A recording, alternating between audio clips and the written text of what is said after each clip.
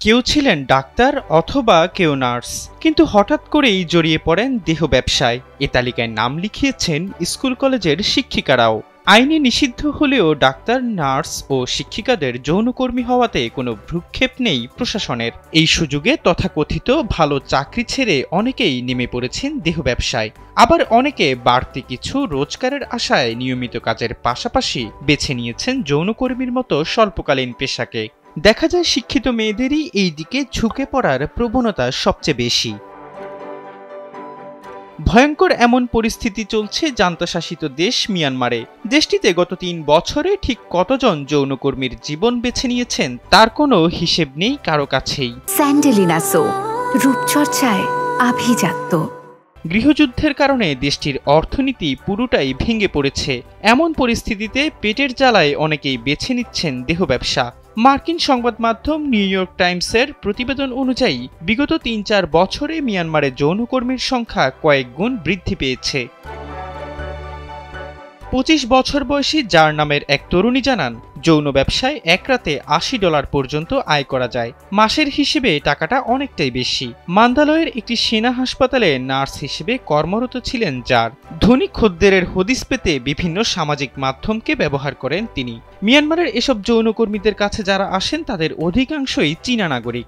যার জানান, পুলিশের হাতে ধরা পড়লে ঘুষ দিয়ে শাস্তি এড়ান মিয়ানমারের যৌনকর্মীরা। সদ্য চিকিৎসক হিসেবে ডিগ্রি পাওয়া ২৬ বছর বয়সী তরুণী মেয়ে জানান, তার ১ মাসের বেতনে ঠিকমতো চলা যায় না, যা প্রায় $৪১৫ সমপরিমাণ। পরিবারের ব্যয় মেটাতে তাই গত ১ বছরের বেশি সময় যাবৎ মান্দালয়তে যৌনকর্মী হিসেবে কাজ করছেন এই চিকিৎসক। যদিও মেয়ের পরিবার তার এই উপার্জনের উৎস সম্পর্কে কিছুই জানে না।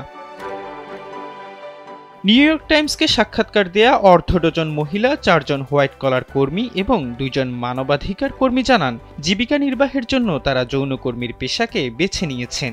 তারা জানান, সাম্প্রতিক সময়ে শিক্ষিত মহিলারা জীবিকা নির্বাহের জন্য পুরুষদের সঙ্গে যৌনকর্মকে বেছে নিচ্ছেন। ২০২১ সালের ফেব্রুয়ারিতে মিয়ানমারের সামরিক অভ্যুত্থানের পর প্রতিবাদে নারীরা রাস্তায় নেমে এসেছিল, কিন্তু অর্থনৈতিক দুর্দশা সেই প্রতিবাদী নারীদের পতিতাবৃত্তি করতে বাধ্য করছে। বিশেষ করে সরকারি বাহিনীর গুলিতে নিহত ব্যক্তিদের পরিবারের অবস্থা শোচনীয় হয়ে উঠছে। এসব পরিবারের নারী সদস্যরা ভরণ পোষণ জোগাড় করতে শেষ সম্বলটুকু বিক্রি করতে বাধ্য হচ্ছেন। এদিকে মিয়ানমারের জান্তা সরকার বিগত বছরগুলোতে সামরিক বাহিনী ও সেনাবাহিনীর দরকার ছাড়া বিভিন্ন দপ্তরে নিয়োগ প্রক্রিয়া বন্ধ রেখেছে। ফলে দেশের জান্তা নিয়ন্ত্রিত শহরগুলোতে জীবিকা নির্বাহের জন্য যৌনকর্মীর মতো পেশা বেছে নিতে বাধ্য হচ্ছেন নারীরা। এহসান আব্দুল্লাহ, কালবেলা ডেস্ক।